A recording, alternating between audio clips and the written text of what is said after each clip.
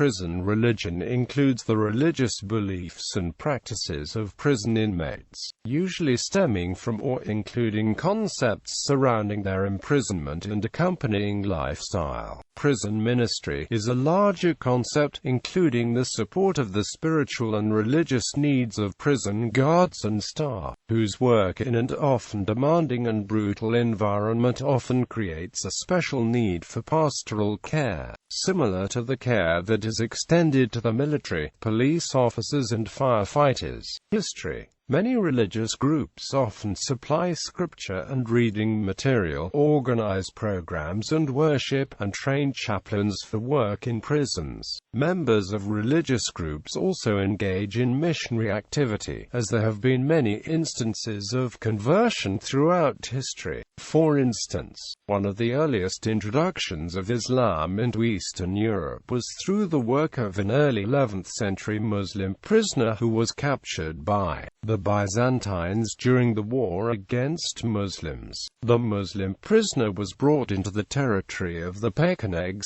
where he taught and converted individuals to Islam. In the United States, early colonists originated the concept of the penitentiary as a place where inmates would demonstrate the penance and remorse for their crimes through prayer and reflection. English prison chaplains also heard confessions from condemned prisons, some of which were published. For example, the 18th century Ordinary of Newgate's account. Such accounts presented the prisoners as coming to terms with their guilt and preparing for salvation. Chaplains have worked with prisoners and prison staff for many years, even before formal legislation addressed the constitutional rights of inmates. A 2005 Journal for the Scientific Study of Religion study suggests that the practice of religion significantly reduces the chance of prisoners to engage in verbal or physical altercations, and increases the likelihood of reform after completing prison sentence time.